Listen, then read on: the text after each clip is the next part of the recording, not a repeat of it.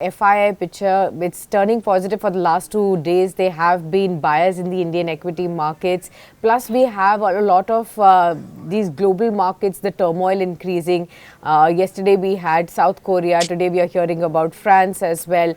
How are you really looking at the scenarios turning positive for the emerging markets, including markets like India? With these geopolitical tensions rising in other parts, do you think that could be an add-on positive for markets like India, where there is stability and FIIs may continue to look at it in a positive way now? Yeah, while the outside noise and the disturbance continues as far as India is concerned, I think there is very little choice but to I think keep suffering because of whatever is happening around in the global environment due to war and other disturbance in the economies.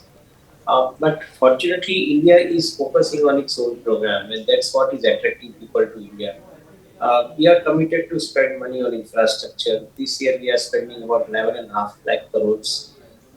Next year, hopefully, I think it will be at least 10% of increase in that spending, if not more. And 2030 period from 2020 to 2030, the government is committed to spend about 142 lakh crores. So obviously, I think the world is very clearly looking at India because we are spending money on building the infrastructure. And because this infrastructure is built, I think India is opening up the possibilities of further amount of growth in the industrial activities. And also along with that, I think the Make in India program as well as I think exporting from India. So all in all put together, I think we remain relatively positive.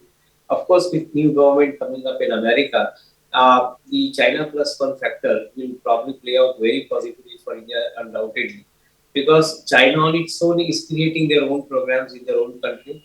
America is refusing to buy those programs, and that is where probably they want to associate with India. That is understood. I believe that I think we have an opportunity, we have an advantage in this case. So certainly, I think the foreigners or the FPIs, as we call them as, they would look at India favorably for investment in every given opportunity.